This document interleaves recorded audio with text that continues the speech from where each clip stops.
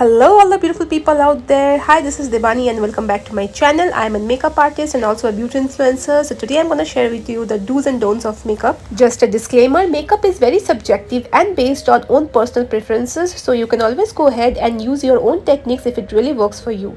But this video is based on my personal experiences and for the people who have no idea of makeup and simply follow the beauty influencers from social media platforms and end up looking not very appealing in real life. So on this side of the face, I'm going to use the techniques which are right, and on the other side of the face, I'm going to use the techniques which are a big no according to me. I personally believe color correcting is very unnecessary until and unless you have very dark patches or dark circles or acne marks all over the face. So unnecessary layering up products can really make your face look cakey. As you guys can see, I have used a lot of color corrector on this side of the face as seen in most of the Instagram videos, and I feel this is so unnecessary because a full coverage foundation or a concealer does the same job. Now on the other side, I am directly using a full coverage foundation and with the help of a flat kabuki brush, and always try to hold the brush towards the end so that with the help of lighter strokes you can apply the foundation, which will make it look more natural and flawless. Let me just remind you, skincare plays a very important role when it comes to makeup, so always try to follow a skincare according to your skin type and also prep your face before makeup so that your makeup lasts long and looks flawless. On the other side, I'm using the same foundation, but this time I'm holding the brush more close by and using way more foundation than needed. Let me just clear that these makeup techniques are great for everyday makeup purposes but not applicable for bridal or any other heavy makeup, as bridal makeup needs more coverage and more longevity, so it might not work great when it comes to bridal makeup. As you guys can already see, I have covered my dark circles and acne marks, and according to Instagram beauty influencers, they use concealer which is way more than actually needed, which is unnecessary and wastage of product. And on this side of the face, I'm using a technique which will instantly lift your face and brighten up your under eyes, which will make you look younger as compared to your actual age.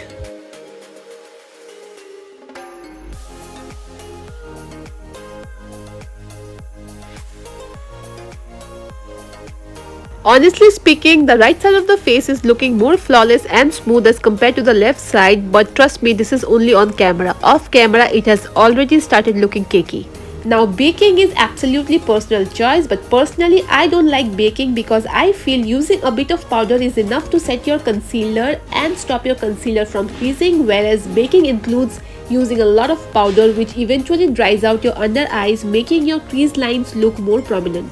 Now contouring is based on facial structure. In simple words, it should be placed according to the shape of the face. So the technique and placement might vary from person to person based on the shape of the face. While contouring, I like to place the contour with the help of small dots, which looks more precise and sculpted, rather than using large brush strokes without any precise placement, which after blending ends up looking grey. Now this technique might be useful when it comes to bridal makeup because bridal makeup is all about looking great on videos and photographs, while in real life it's not the same. And trust me, in real life this technique will not only make your base look more grey but also very cakey. So in the process of baking, we need to keep the powder under eyes to allow it to set, and therefore I'm dusting the extra off because it's been quite some time now. When it comes to eyebrows, I love filling in my eyebrow using lighter hairline strokes in the beginning and gradually building up the color towards the end. And with the help of a spoolie, I like to brush the entire brow to fill in the sparse gaps, and this helps in getting a natural finish. And on the other side, as seen in most of the Instagram videos, I have outlined my entire eyebrow and filled it with harsh strokes of eyebrow pencil, which in personal looks like I have colored a piece of block, making it look very artificial and made up. Now before applying eyeshadow, I have used a bit of concealer. You can always go ahead and use an eyeshadow primer. Now when it comes to everyday makeup, try to stick to the colors which are very neutral and makes your eyes look very fresh and attractive. Here I have taken a dusty pink shade and applied it on my eyelids and diffused it with the help of a buffing brush, and applied a light pink shimmer on my inner corners and also highlighted my brow bone.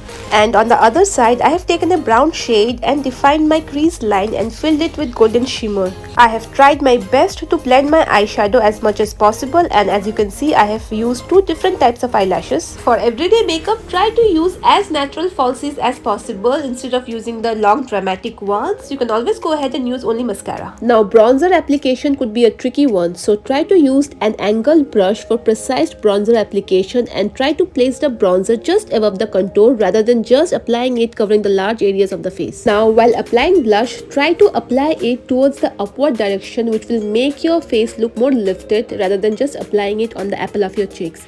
And smiling while applying blush is a big no-no, because once you stop smiling, the entire area will droop down, which might not look very appealing. Now applying highlighters with such a dense brush that too all over your cheek area, your forehead, your nose, your chin will not only make your face look like a disco ball but also accentuate your pores and textures on the skin. So instead use a light fan brush and apply highlighter where you feel the light naturally hits and bounces back, and this will give you a nice glowy natural finish. And if you have textured skin, it's better to skip the highlighter, otherwise your texture will be more prominent and visible. Now for lipstick, I have outlined my lips with the help of a brown lip liner and filled it with nude lipstick and diffused the edges with the same lip liner. Now this shade looks equally great on all skin tones and makes your lips look healthy and plump. Now on the other side, I have taken a dark chocolate brown color lipstick and overlined my lips and filled my lips with the same color. I hope you guys can clearly see the difference between both the sides, but honestly speaking, on camera neither of the side is looking bad, but off camera, trust me, the right side is looking extremely awful and cakey. So I hope this video was helpful, and if you liked it, don't forget to subscribe and also follow me on other social media platforms. So see you in the next video. Mwah! Take care. Bye.